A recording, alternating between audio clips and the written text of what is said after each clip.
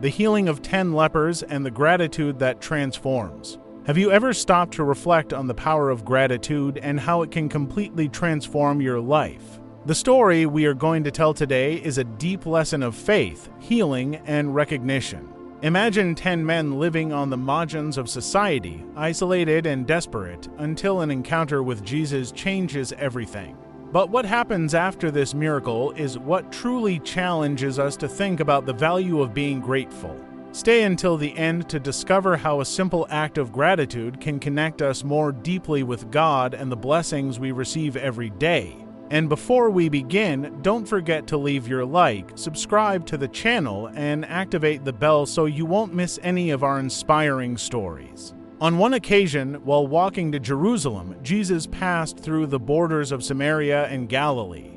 That region, marked by cultural and religious tensions, was not only a place of deep divisions between different peoples and beliefs, but also a setting of visible contrasts in nature and way of life. The landscapes Jesus traversed reflected human isolation in many aspects, but at the same time, they offered a glimpse of the divine hope he brought. It was in this setting of contrasts that he came across 10 men suffering from leprosy, a cruel and devastating disease, both physically and socially. The lepers were not only affected by physical suffering, but also carried a spiritual and social stigma that isolated them from everyone, even their families and communities. It was an existence marked by abandonment and pain, where any human interaction was replaced by constant exclusion and even deeper suffering lived in solitude.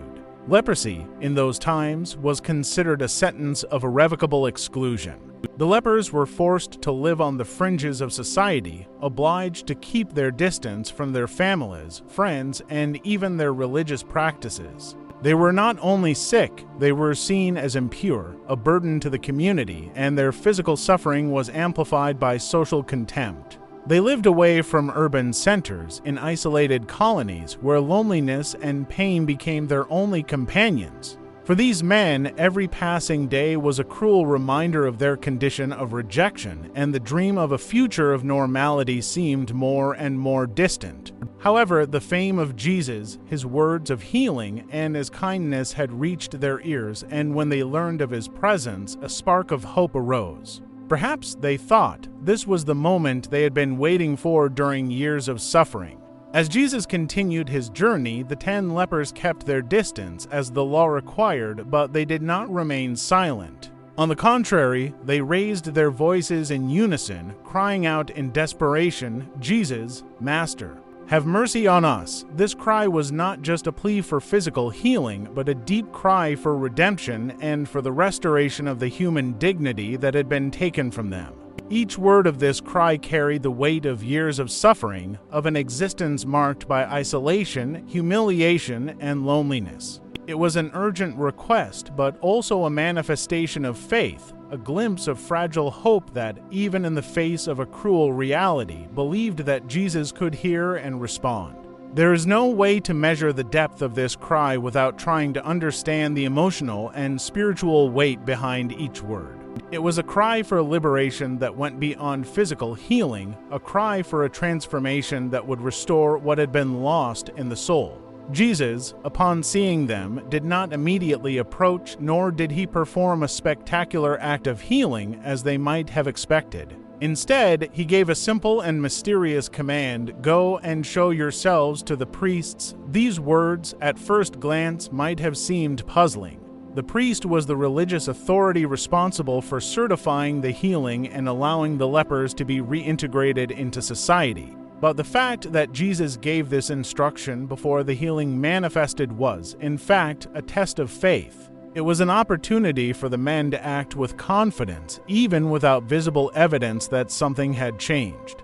Following this instruction without any guarantee of external healing required courageous faith, a surrender to the word of Jesus, even without being able to see the result immediately. It was a step of faith beyond reason, an act that required the courage to trust the invisible, to believe that, although their wounds were not visible at that moment, healing was on its way. Don't forget to like, share this video, and leave a comment below. Your interaction means a lot to us. Now, back to the video. As they followed the path, something miraculous happened. In an instant, their wounds began to disappear. Their skin was renewed. The leprosy that had kept them away from society and marked them as impure was completely healed. Imagine the impact of this miracle. Years of suffering were undone in the blink of an eye, and before their eyes, a new reality opened up where pain and separation no longer dominated them. It was as if a dense cloud of despair had dissipated, and the sun of hope began to shine in their lives once more. Not only was the physical burden of leprosy removed, but also an emotional and social burden was broken. Joy, mixed with disbelief, must have filled the hearts of these men as they moved forward, now freed from a curse that had defined them for so long. Each step now felt light, as if an immeasurable weight had been lifted from their backs, and life, which once seemed like an endless road of pain, now opened up before them with infinite possibilities. But the story doesn't end there. One of the 10, upon realizing that he had been healed, did not continue in silence like the others. He returned. He returned to Jesus, but not with hurried steps of someone wanting to get rid of the disease, but with a heart overflowing with gratitude. He returned glorifying God with a loud voice. This was not just any return, but a return of worship, a deep recognition that the healing was not only an act of power, but an act of divine love. Coming into the presence of Jesus, he fell at his feet, thanking him sincerely and humbly. And to the surprise of many, this man was not a Jew, but a Samaritan, a member of a people that Jews avoided and despised. This act of return, in a culture of mutual hostility, was a sign of true humility and devotion, and his action contrasted with that of the other 9 who, although healed, went on their way without returning to express their gratitude. This difference in attitude between the Samaritan and the other 9 is full of meaning. Jesus, upon seeing this grateful man, asked, "Were not all 10 healed? Where are the other 9? Was no one found who returned to give glory to God except this foreigner?" These words echo through the ages, challenging us to reflect on our own attitude towards the blessings we receive. How many times do we ask God for help but forget to thank Him? How many times do we focus only on what we want and neglect to recognize what we have already received? Jesus' question is more than a statement. It is a lament over the ingratitude that so often characterizes us, a call for us to be more aware of God's presence in our lives. Jesus then said to the Samaritan, "Get up and go. Your faith has saved you." These words not only confirmed the physical healing of that man, but pointed to something even deeper, his spiritual salvation. What this man received was not just the healing of his body, but an inner transformation that connected him to God in a unique way. He did not just receive the restoration of his health, but a new perspective on life, a life where his faith and gratitude would lead him to a new relationship with the divine. While the other 9 were healed outwardly, the Samaritan experienced an inner healing, a spiritual transformation that only true faith can provide. The story of the 10 lepers invites us to reflect on the power of gratitude. It reminds us that the blessings we receive from God should not be treated with indifference, and that true faith manifests not only in requests, but also in acts of thanksgiving.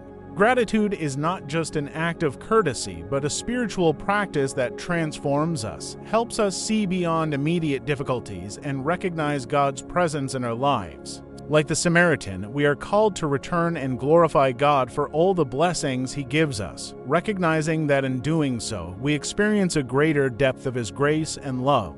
Each act of gratitude brings us closer to God, allowing us to see the world through the eyes of love, hope, and faith. When we stop to give thanks, we are not only acknowledging what we have received, but we are also making room for divine joy and peace to flood our lives. Gratitude not only transforms our perspective, but it also strengthens our faith, enabling us to live more fully and meaningfully, knowing that we are part of something much greater than ourselves.